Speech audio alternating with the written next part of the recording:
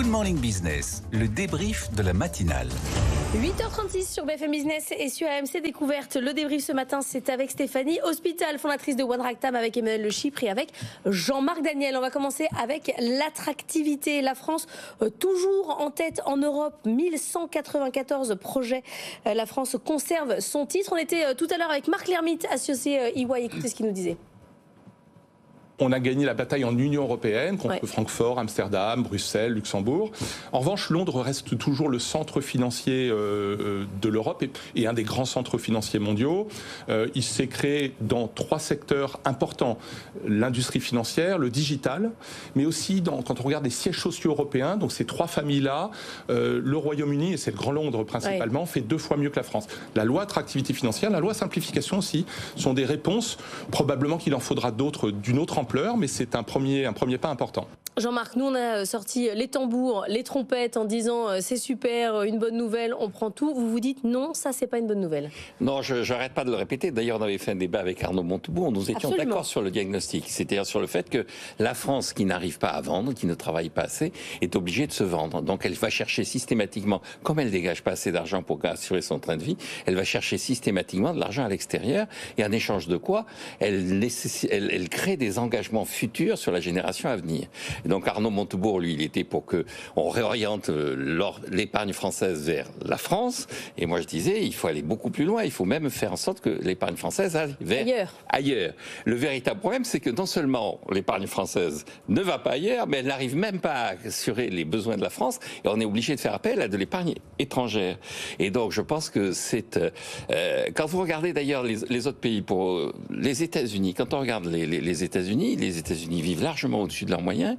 Et ils compensent ça par le fait qu'ils ont beaucoup investi à l'étranger. Mais vous regardez la balance des paiements courants des États-Unis, ce que rapportent les investissements américains par rapport au fait que de plus en plus de gens investissent aux États-Unis, ce que ça rapporte, ça n'arrive plus maintenant totalement à compenser le déficit commercial. Non seulement mais le déficit de balance des paiements courants est en train maintenant de se creuser par rapport au déficit commercial. C'est-à-dire que les États-Unis, à force de vivre au-dessus de leurs moyens, sont en train de se paupériser, de perdre leur souveraineté. Et donc, pour conclure, je trouve ça curieux que notre gouvernement, qui n'a plus que le mot souveraineté à la bouche, ajoute après l'attractivité.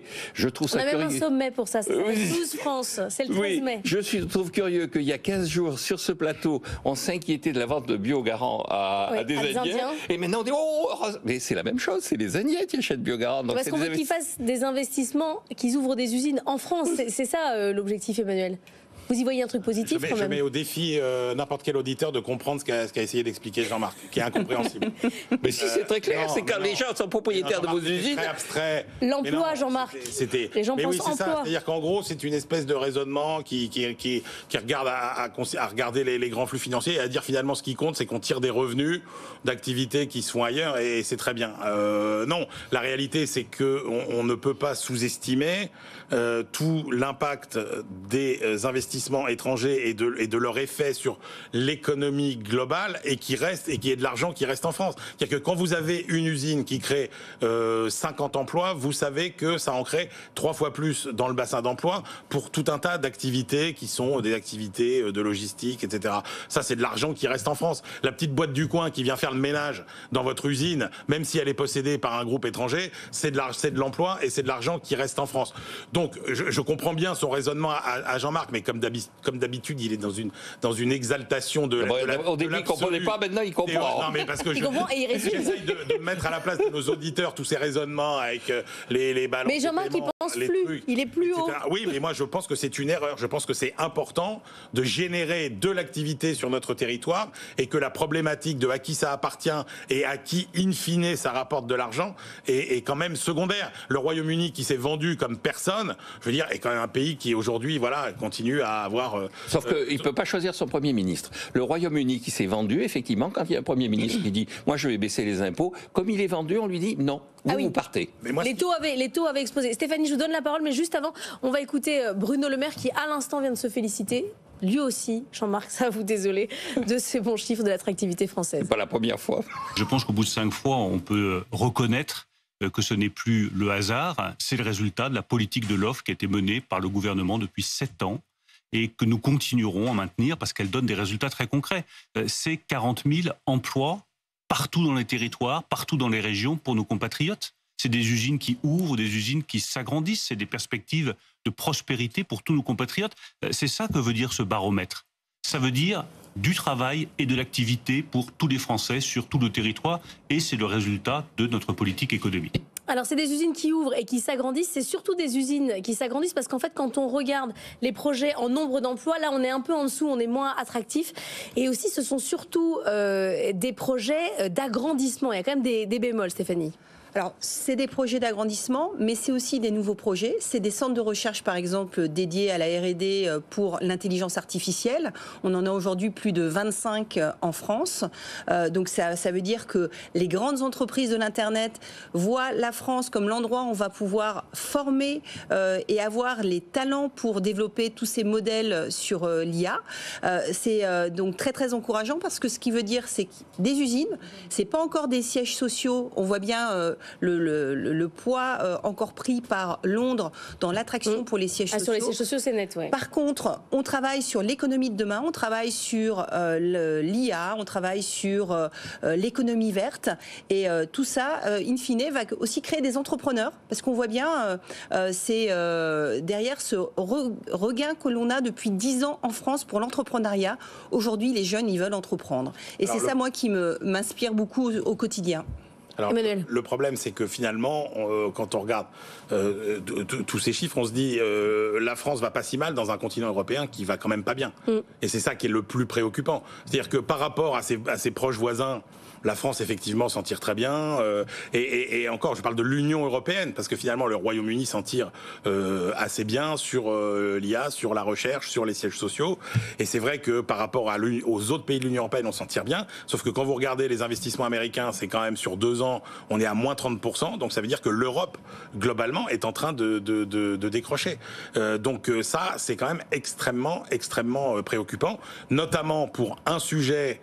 Et quand on parle de réindustrialisation, c'est quand même un obstacle majeur. Alors il y a toutes les problématiques de coûts salariaux, etc., etc. Mais il y a une problématique qu'il faut vraiment adresser, c'est le coût de l'énergie qui est beaucoup plus élevé aujourd'hui qu'aux États-Unis et qu'en Asie. Et ça, c'est un véritable frein à la réindustrialisation notamment. Non, je voudrais juste par rapport à ce qui a été dit. Écoutez, tout ce qui a été dit est pertinent, mais ça n'a rien à voir avec l'origine des investissements. L'enjeu, c'est pas de savoir où sont les investissements. L'enjeu, c'est de savoir qui les porte.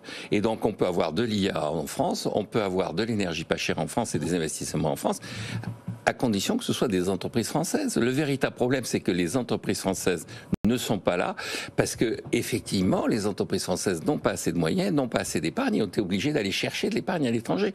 Monsieur Bruno Le Maire, que nous venons de voir, s'il veut véritablement faire une politique de l'offre, il a qu'à baisser les impôts sur les entreprises comme il l'a annoncé, au lieu de se réjouir du fait qu'il va ruiner ses enfants. La question des impôts, elle est quand même fondamentale, parce que tous les investisseurs étrangers disent on a besoin de stabilité fiscale, par pitié, ne changez pas les règles. Mais les investisseurs français aussi. Les investisseurs qui ont vocation à investir en France, ce sont les investisseurs français. Moi, ce qui m'inquiète, c'est quand j'entends le PDG Total qui dit bah, écoutez, dans les conditions dans lesquelles ça se passe, je vais aller à New York. Alors, je pense qu'en 2024, on ne peut plus vraiment définir une entreprise française. Enfin, en tout cas, moi, je ne sais pas comment on définit ce qui est une entreprise française aujourd'hui.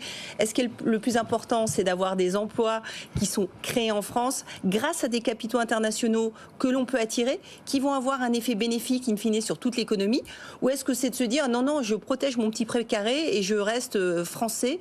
Moi, je crois que justement, l'Internet a ouvert les frontières et aujourd'hui, on cherche à attirer les mais Jean-Marc a raison. Quand on a Biogarant qui peut se vendre aux Indiens, on hurle au scandale. Donc, il y a un petit problème de cohérence. Et le problème, c'est pas les entreprises françaises, c'est qui détient les entreprises. Est-ce que ce sont les Français? Parce que détenir une entreprise, c'est détenir un droit à obtenir un revenu. L'enjeu de la population française, c'est pas l'emploi en tant que tel, parce que sinon la Tchécoslovaquie des années 60, c'était le modèle absolu, tout le monde avait un emploi. Les démocraties populaires tout le monde avait un emploi. Le véritable enjeu, c'est d'avoir du revenu. Et pour avoir du revenu, il faut y avoir effectivement un patrimoine, et ce patrimoine dans un pays qui en plus a une démographie qui est en train de s'effondrer, il faut aller le chercher à l'étranger et il ne faut pas au contraire céder son propre patrimoine à des étrangers. Stéphanie, après on parle de la Fed. Je crois qu'il faut faire les deux. Il faut investir dans des entreprises françaises et c'est pour ça qu'avec des One Ragtime par exemple, nous on est très très fiers d'investir dans des sociétés tech qui rayonnent à l'international avec beaucoup de capitaux français mais aussi des capitaux internationaux. Donc c'est ça notre rôle aussi, nous tous, c'est de pouvoir attirer ces capitaux. Et après, on a un effet de ruissellement. C'est quand on crée de la croissance, eh bien, on redonne, on fait du give back. C'est aussi ce qui se passe beaucoup aux États-Unis dans la tech. Les entrepreneurs, quand ils ont réussi, ils réinvestissent, ils créent un réseau d'angels qui vont soutenir des sociétés, leur apporter de l'expérience, du talent, mais aussi du financement. C'est toute la prochaine étape pour nous en France. Donc moi, je me félicite d'avoir des entreprises qui sont rachetées par des géants internationaux quand elles sont créées. Et ça crée de la valeur future aussi pour nos enfants. Mais il faut rappeler que les grandes boîtes françaises sont précisément celles qui tirent le plus aujourd'hui de revenus de leurs investissements à l'étranger. Mais bien sûr. Voilà. Et ce qu'il faut favoriser, c'est l'investissement de nos entreprises à l'étranger et pas la vente de notre patrimoine à des étrangers. Oui, sauf que le raisonnement de Jean-Marc, c'est celui qui a conduit au désastre industriel du début des années 2000. C'est le même discours que la France sans usine, etc.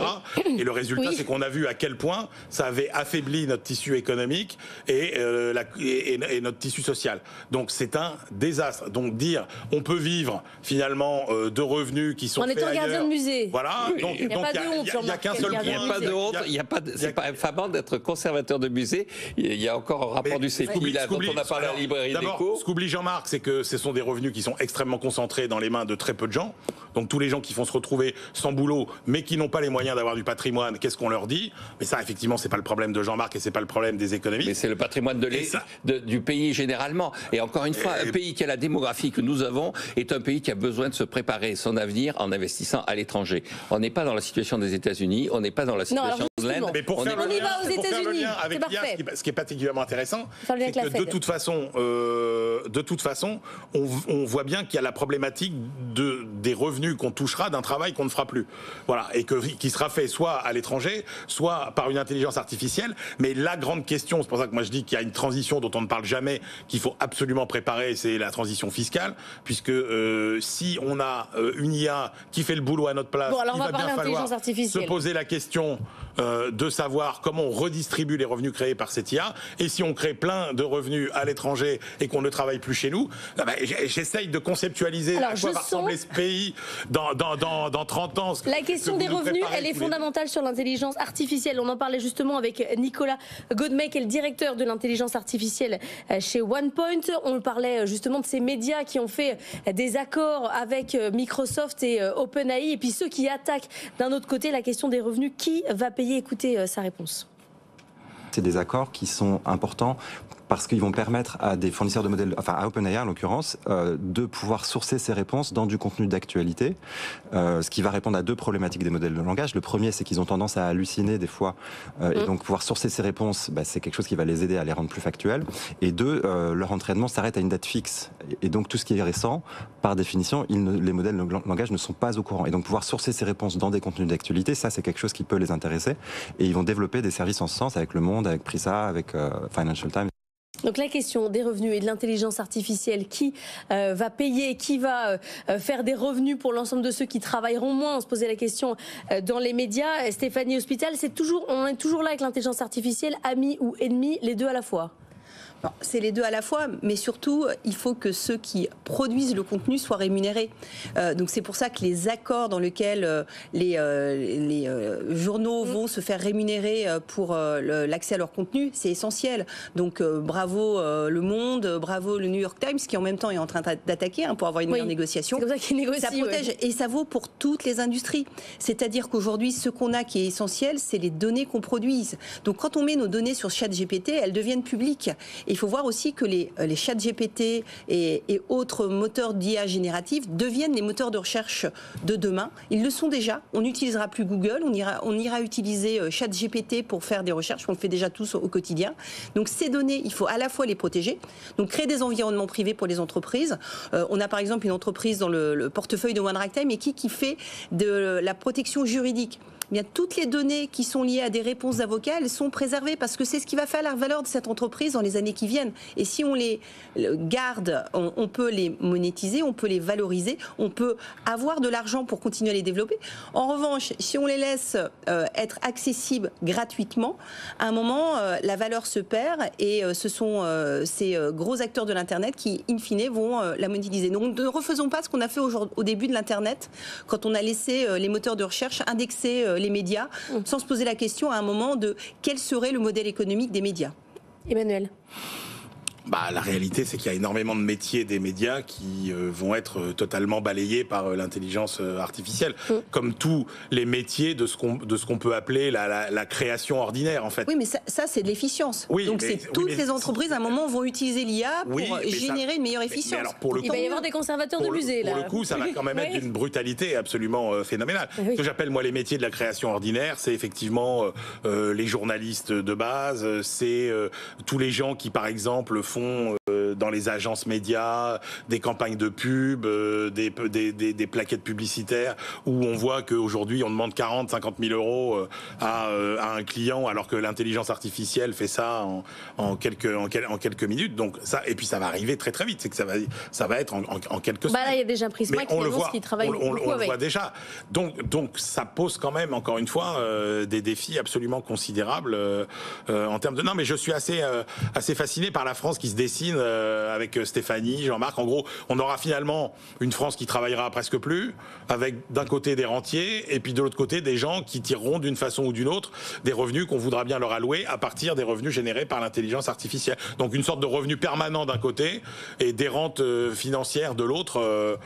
Et ça, Jean-Marc, ça vous inspire? Non, mais qu'il y a un revenu permanent, il y aura effectivement un revenu permanent, et c'est dans le débat, le revenu permanent. Donc il ne faut pas se faire d'illusions. L'État-providence... Un revenu permanent généré par l'État, qu'on vous paye...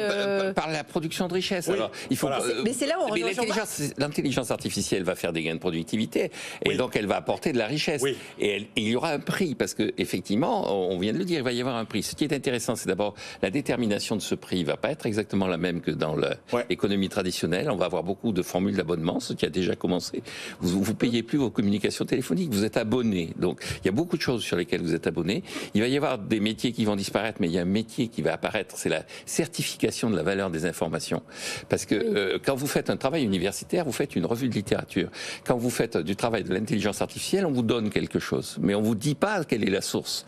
Justement, par définition. Ça, c'est les accords notamment avec Le Monde et non seulement, et puis l'intelligence artificielle, elle va brasser tout un tas de sources pour en tirer une moyenne d'une certaine façon. Et donc, vous avez un problème de fiabilité des différentes sources qui sont utilisées. Donc, il va y avoir tout un travail de certification. Et la dernière chose qui est en avant, c'est que quand même, effectivement, c'est de l'information qui est derrière. Et donc, l'information, ça nous est très personnel. C'est quelque chose et donc, vous avez des problèmes de confidentialité.